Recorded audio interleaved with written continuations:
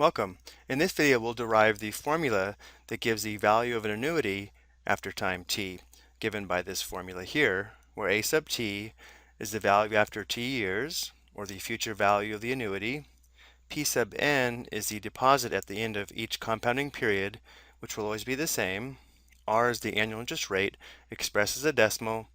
N is the number of compounds per year, and t is time in years. An annuity is a sequence of equal payments made at equal time periods. For example, when saving for retirement, many people make payments into an IRA or individual retirement account. The value of the annuity is the sum of all of the payments made into the account and all the interest earned over a time period.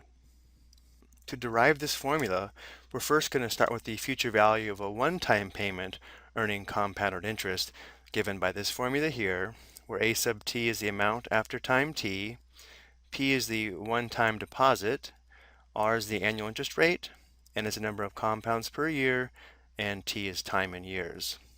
And to simplify this a bit, we'll go ahead and assume the account will pay interest compounded annually, and therefore n is equal to 1. So if n is equal to 1, n times t would just be t, and r divided by n would just be equal to r. And now we can actually use a geometric series to represent the value of annuity that pays interest compounded annually for t years. So a sub 1 is equal to p, which would be the regular deposit into the account. Remember, this deposit is made at the end of each compounding period, and therefore a sub 2, the value of the annuity after 2 years, would be equal to p times the quantity 1 plus r. This represents the deposit from the first year plus the interest plus p, the deposit for year 2. Therefore, a sub 3, the value after 3 years, is equal to p times the quantity 1 plus r to the second.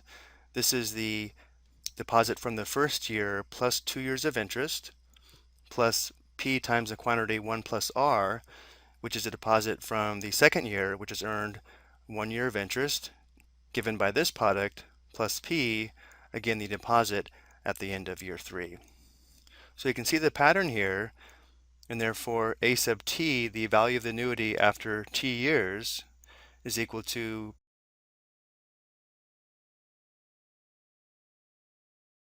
this represents the initial deposit from the first year plus all the interest, plus p times the quantity 1 plus r raised to the power of t minus 2. This represents the deposit from the second year plus all the interest, all the way down to plus p, which should be the deposit at the end of year t. So now let's take this formula onto the next slide, and now we'll perform some algebra on this equation. So for the first step, we're going to multiply both sides of the equation by the quantity 1 plus r. So on the left side, we have the quantity 1 plus r times a sub t, given by this product here. And on the right side, each of these products picks up another factor of 1 plus r. So for this first product, if we multiply it by another factor of 1 plus r, we would have the quantity 1 plus r raised to the power of t. And then for the second term, we pick up another factor of 1 plus r. We'd have p times the quantity 1 plus r raised to the power of t minus 1, all the way to the end where this p picks up a factor of 1 plus r given by this product. So in this line, we have our new equation where both sides have been multiplied by the quantity 1 plus r. Then the next line here, this line here, is actually the original formula that we developed on the other slide, or this formula here. And now to make this work, we're going to subtract these two equations. So we'll subtract the left sides of the equation and then subtract the right sides of the equation. So if we subtract the left sides, we have the quantity 1 plus r times a sub t minus a sub t, given here. And then on the right side, a lot of these terms will simplify out. Notice here we have p times the quantity 1 plus r raised to the power of t minus 1. But then we're going to subtract the same term here. So this minus this would be 0. As we keep subtracting, again, most of the terms would simplify out. Notice here we have p times the quantity 1 plus r to the second minus p times the quantity 1 plus r to the second. These two terms would also simplify out. The only thing left would be this first term here, p times the quantity 1 plus r to the t, and then minus this p here. So now we'll take this equation here and solve for a sub t. To do this, we'll first distribute to eliminate the parentheses here. So we would have a sub t plus a sub tr minus a sub t. And on the right side, let's go ahead and factor out the common factor of p.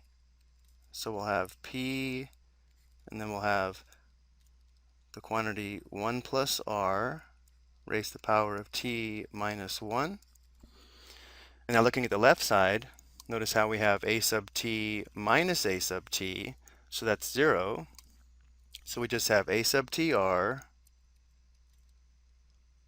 And then on the right side, let's go ahead and change these outer parentheses to braces or brackets. So we'll have p, and then in brackets, the quantity 1 plus r raised to the power of t minus 1.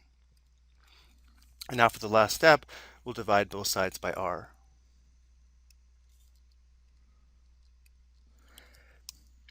This simplifies to 1. So we have a sub t equals p times the quantity 1 plus r to the power of t minus 1 divided by r. And this is the formula that we can use to determine the value of annuity if we have annual payments earning interest compounded annually. Remember, to simplify this work, we replaced n times t with t and r divided by n with r, since we let n equal 1. If n wasn't equal 1, we could perform the opposite substitution, replacing t with n times t and replacing r with r divided by n. And therefore we just derived the value of annuity formula given here using a simpler case to get the same result. Okay, that's going to do it for this video. I hope you found this explanation helpful.